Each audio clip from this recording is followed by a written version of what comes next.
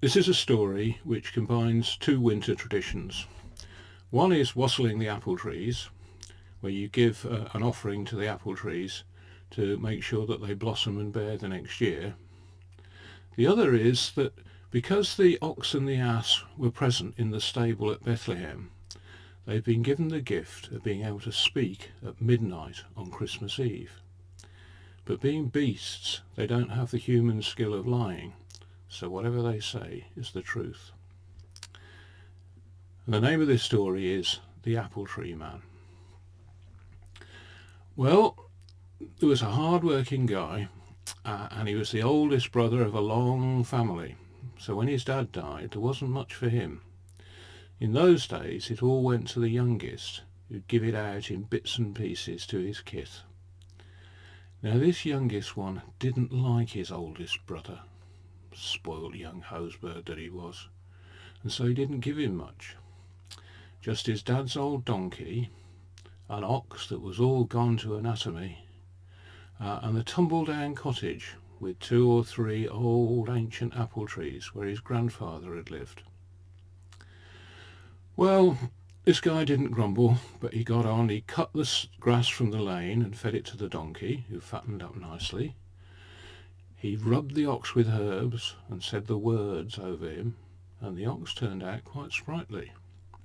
And then he turned those beasts into the orchard, and they kept down the weeds and they manured it nicely, and the apple trees came on a wonder. Well, he was looking after his inheritance well, but that didn't give him much time to raise the rent. Oh, the youngest one would have his rent, and right on the dot as well. So one day, the youngest one comes along to the orchard and says, "Tomorrow is Christmas Eve, when the beasts do talk. And we all know there's a treasure hidden round here somewhere, and I'm going to ask your old donkey where it is, and he'll have to tell me the truth. So if you'll wake me up just before midnight, I'll knock a whole 6pence off the rent for you."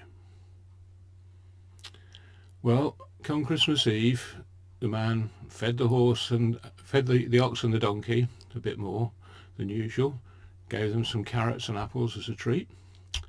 He nailed up some holly on the shed, and then he went inside and he took his last mug of cider and he mulled it with an ash brand from the fire, and he took it out to wassail the apple trees, as you should. And he was just pouring the cider over the roots of the trees when the apple tree man spoke to him. And he said, "You look under our great raggedy roots." Well, the man did, and he found a chest full of gold. And the apple tree man said, "That's yours, and it's not anybody else's. Put it somewhere safe, and don't tell anybody." So he did that. And then the apple tree man said, "Well, you can go and wake your dear brother now. It's almost midnight." So the brother comes along in a great hurry, and the donkey is talking. And he says to the ox, "You see that great clumsy, greedy fool that's listening to us most unmannerly? He thinks I'm going to tell him where the treasure's hid." And the ox says, "And that's where he'll never find it, 'cause someone else has took it already." And the ox laughed, and the donkey laughed, and the apple tree man laughed. And the oldest brother smiled to himself as well. Good health and Merry Christmas to you.